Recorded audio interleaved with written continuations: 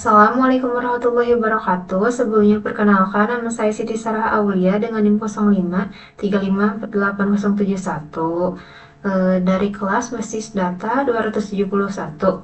Di sini saya akan mengerjakan tugas praktik 1 dari mata kuliah Basis Data tersebut. Untuk tugasnya sendiri di sini ada sebuah contoh kasus. Pada sebuah perguruan tinggi, mahasiswa akan mengambil mata kuliah yang ditawarkan. Setiap mahasiswa dapat mengambil minimal satu mata kuliah, namun dapat mengambil beberapa mata kuliah dalam satu semester. Setiap mata kuliah hanya bisa diajar oleh satu orang dosen dan setiap dosen dapat mengampu atau mengajar minimal satu mata kuliah. Tugas saya di sini adalah dari kasus tersebut, buatlah entity relationship diagram atau ERD dengan tahapan atau langkah yang sesuai dengan panduan. Panduan di sini sesuai yang ada di modul ya. Sesuai yang di modul ini untuk tahapannya sendiri ada 5 tahapan ya. Yang pertama ada mengidentifikasi dan menetapkan seluruh entiti yang terkait sampai pada tahapan kelima di sini ya, yaitu melengkapi himpunan entitas dan himpunan relasi dengan atribut-atribut deskriptif atau non-key. Untuk ini saya sebelumnya memang sudah mengerjakan ya untuk tugasnya. Ini nanti sebagai bentuk laporan ya, akan saya kirim dalam bentuk PDF. Namun sebelumnya sebelum membahas lebih jauh terkait 5 cara dalam pembuatan ERD ini, di sini saya akan membuat lagi dari awal ya, bagaimana tahapan-tahapan dari membuat ERD tersebut. Tujuannya di sini agar terlihat bahwa saya benar-benar mengerjakan tugas ini sendiri ya. Jadi di sini saya menggunakan aplikasi ini ya. Pertama kita buka dulu aplikasinya.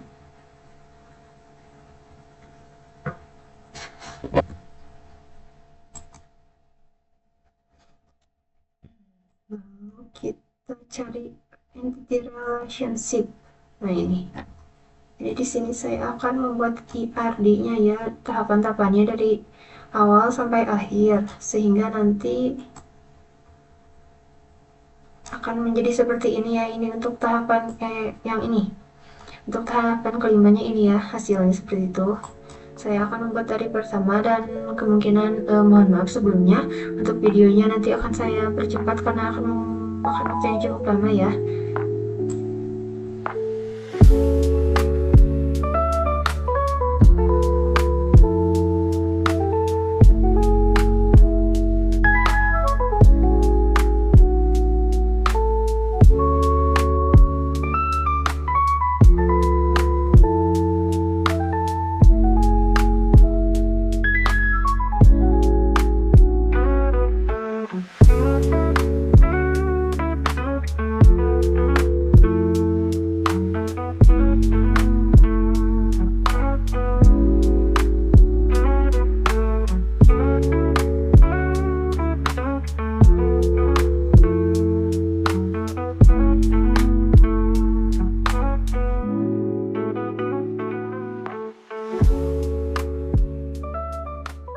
Jadi seperti ini ya untuk hasil ERD-nya.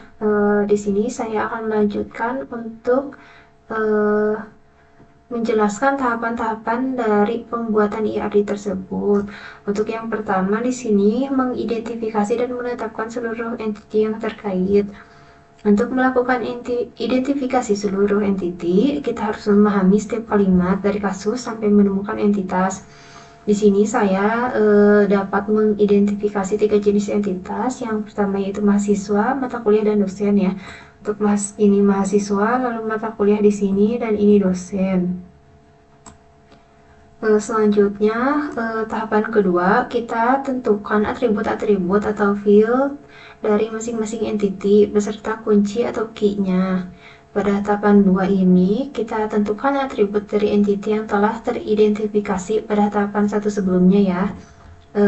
Dengan A, mahasiswa memiliki atribut yaitu NIM atau nomor induk mahasiswa dan nama mahasiswa. Jadi kita tambahkan di sini untuk atributnya ini ya, NIM, lalu nama underscore mahasiswa, dan untuk mata kuliah memiliki atribut kode MK atau kode mata kuliah dan nama mata kuliah. Ini untuk kode underscore MK dan ini untuk nama mata kuliah. Dan untuk dosen sendiri memiliki atribut NID atau nomor induk dosen ya. Ini untuk nomor induk dosen dan nama dosen di sini. Lalu setelah itu untuk yang ketiga kita identifikasi dan menetapkan seluruh himpunan relasi di antara himpunan entity yang ada beserta kunci tamu atau foreign key.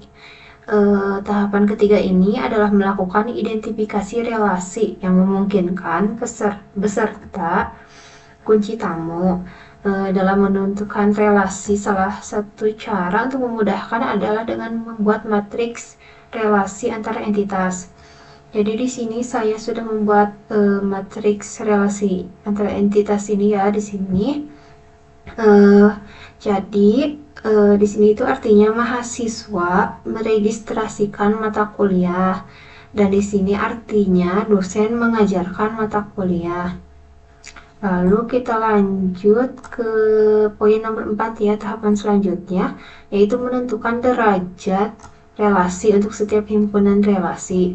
Langkah ini adalah penambahan relasi sesuai dengan hasil identifikasi relasi.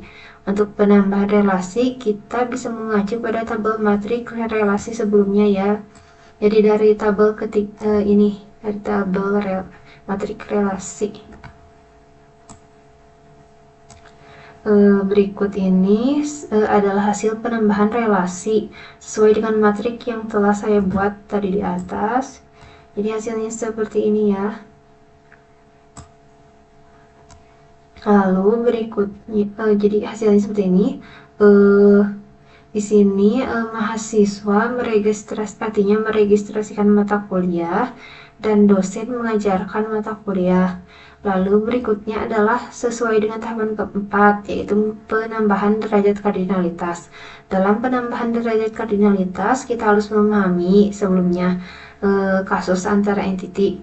Apakah antar entity tersebut satu ke banyak, atau banyak ke banyak. Untuk mendeteksi derajat kardinalitas, kita perhatikan ringkasan kasus sebagai berikut ini ya. Untuk yang A, banyak mahasiswa meregistrasikan mata kuliah.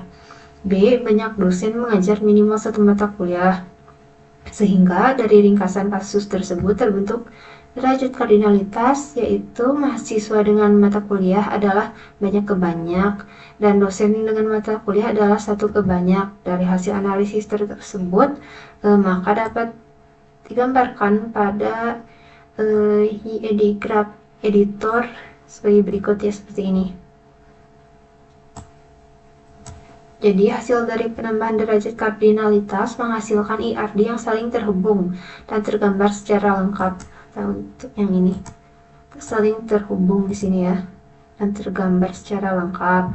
Cara membaca diagram di atas adalah sebagai berikut ya. Untuk yang ini, jadi mahasiswa dengan mata kuliah dapat dibaca banyak. Mahasiswa meregistrasikan banyak mata kuliah, minimal satu mata kuliah. Dosen dengan mata kuliah dapat dibaca satu. Dosen mengajar banyak mata kuliah, namun satu mata kuliah hanya diajar oleh satu dosen. Lalu untuk yang terakhir, tahapan kelima itu kita lengkapi himpunan entitas dan himpunan relasi dengan atribut-atribut deskriptif atau non-key. Untuk tahapan terakhir adalah tahapan kelima yaitu melengkapi himpunan entitas dan himpunan relasi dengan atribut-atribut deskriptif non-key. Nah, jadi pada gambar ini terdapat kotak garis-garis putus ya, yaitu perubahan yang terjadi dari sebelumnya, yaitu pada saat penambahan derajat kardinalitas. Pada gambar ini merupakan final dari entity relationship diagram atau IRD. Jadi untuk hasilnya seperti ini ya, dari kasus pada soal ini pada sebuah perguruan tinggi. Jadi mungkin ini untuk hasilnya dan cukup sekian. Mohon maaf untuk apabila ada kekurangannya. Wassalamualaikum warahmatullahi wabarakatuh.